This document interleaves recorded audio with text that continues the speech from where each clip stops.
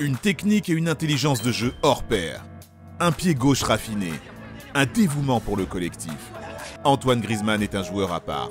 Champion du monde, 2 fois 3e au Ballon d'Or en 2016 et 2018, et transféré au Barça l'été dernier contre 120 millions d'euros.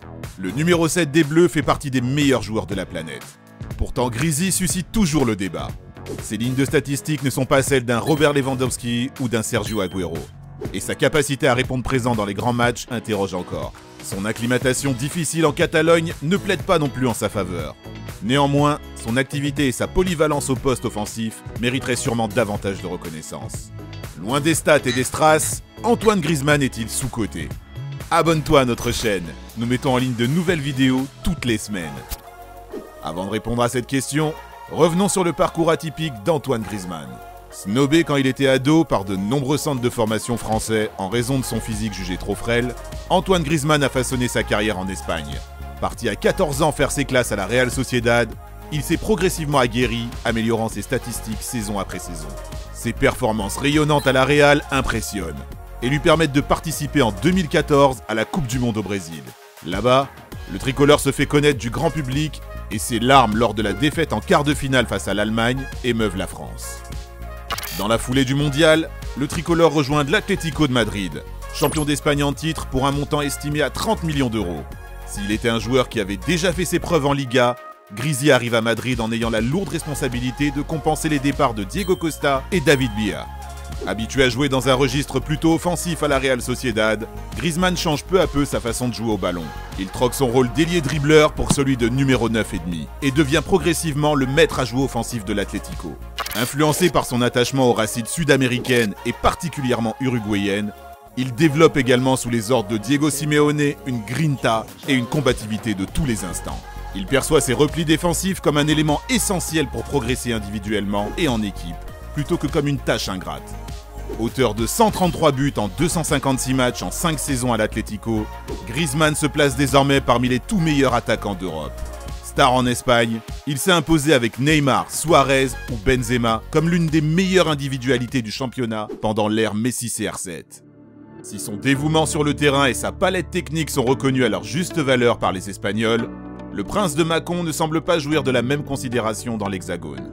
Mais il fait partie des tout meilleurs attaquants mondiaux, il le sait, avec ses caractéristiques. Après, l'exposition médiatique en France, oui, elle pourrait peut-être être mise plus en valeur, même si c'est quelqu'un qui est très apprécié par les supporters. Vainqueur en 2018 de l'Europa League après un doublé en finale face à l'OM, de la Supercoupe d'Europe face au Real, et surtout de la Coupe du Monde en étant décisif dans tous les matchs à élimination directe, buteur contre l'Argentine, buteur et passeur contre l'Uruguay, passeur contre la Belgique, buteur et passeur contre la Croatie. Bref, le parcours de Grisy a pourtant de quoi faire des envieux. Mais même en s'étant rendu indispensable dans chacune de ses équipes, l'esprit collectif en bleu et le style défensif peu sexy de l'Atlético lui ont souvent porté préjudice.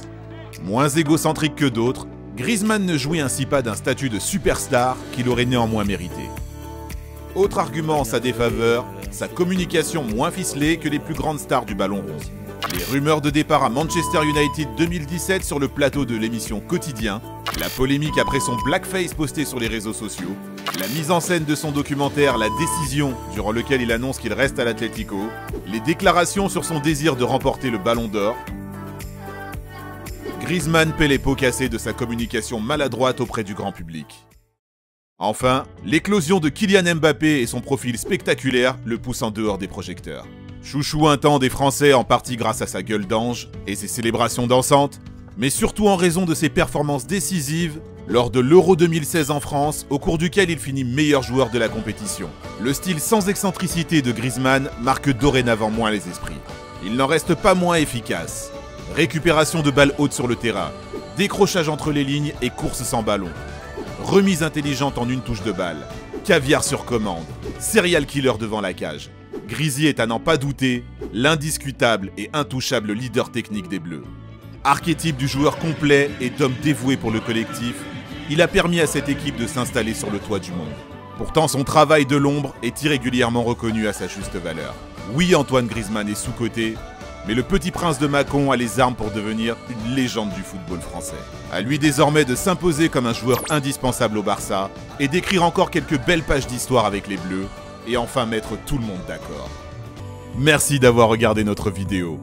Dis-nous en commentaire si tu penses qu'Antoine Griezmann est sous-coté ou s'il fait partie justement du top 5 du football mondial. N'hésite pas à continuer de parler de méga foot autour de toi, ça nous aide énormément. Quelle grande épopée souhaiterais-tu voir dans notre prochaine vidéo? Donne-nous ton avis. À bientôt. Ciao, ciao.